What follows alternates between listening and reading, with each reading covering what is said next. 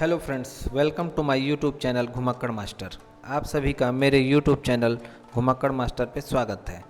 आज हम लोग देवों के देव महादेव के 12 ज्योतिर्लिंगों में से एक ज्योतिर्लिंग जो कि 4 धाम और पंच केदार में भी है।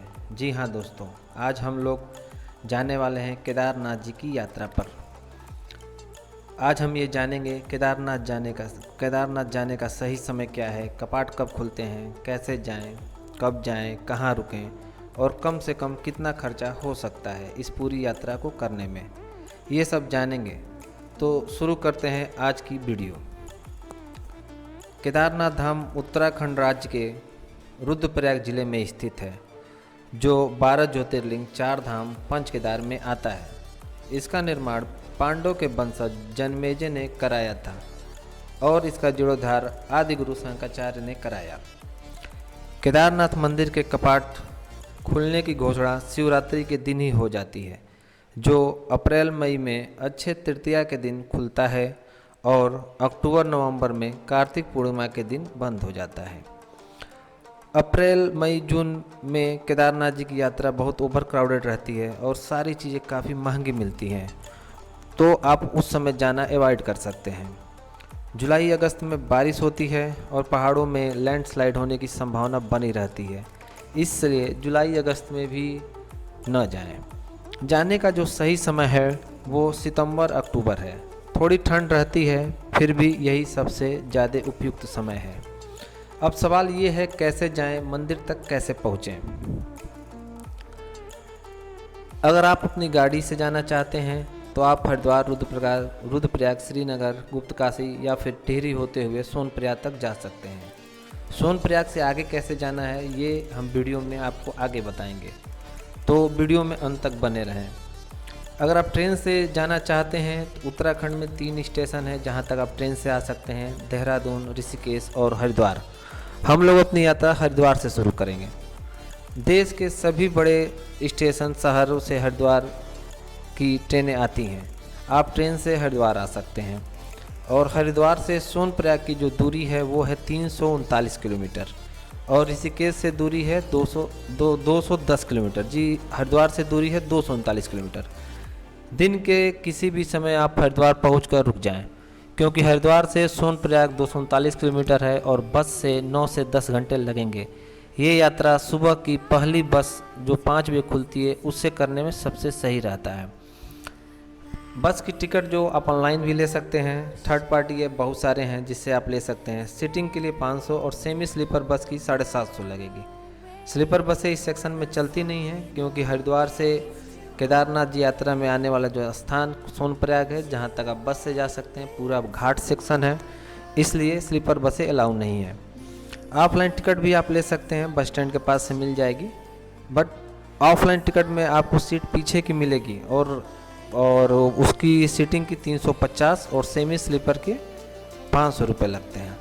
अगर आपको वोमिटिंग टेंडेंसी है तो आप ऋषिकेश से यात्रा शुरू करें, जिससे आपको बस से 30 किलोमीटर कम यात्रा करनी पड़ेगी। शेयर टैक्सी और रेंटल बाइक भी हरिद्वार से मिल जाती है, आप चाहें तो उससे भी ले सकते हैं। अगर आप फ्लाइट से आते हैं तो सबसे नज़दीक का हवाई अड्डा देहरादून का जोली ग्रांड एयरपोर्ट है। देहरादून पहुँच के आप बस, ट्रेन, बाइक जिससे भी है आप अपनी सुविधा से सोनप्रयाग तक जा सकते हैं। अब हम सोनप्रयाग तक कैसे जाएंगे। अगले दिन सुबह जल्दी जगेंगे, हरिद्वार से 5 बजे सुबह की बस लेंगे और निकल पड़ेंगे सोनप्रयाग के लिए। घाट सेक्शन का रास्ता बहुत खूबसूरत है और बस रास्ते में चाय नाश्ते के लिए रुकती रहती है, खाने के लिए भी रुकेगी। रुद्रप्रयाग, श्रीनगर, गुप्तकाशी होते हुए हम शाम में सोनप्रयाग पहुँचेंगे। सोनप्रयाग हालांकि बहुत बड़ी जगह नहीं है, बट यहाँ रुकने की व्यवस्था हो जाएगी और रात में यहीं रुकना पड़ेगा, इसके आगे बस नहीं जाती है। यहाँ होटल के जो रेट्स हैं वो 800 से 1000 में मिल जाएंगे। डॉर्मेट्री 200 में मिल जाएगा और मिक्स्ड हॉल जिसमें बहुत सारे बेड लगे रहते हैं वो 100 रुपये में अवेलेबल है। खाना भी यहाँ पे ठीक ठाक मिल जाएगा, सस्ते में अवेलेबल है सारी चीज़ें यहाँ पे।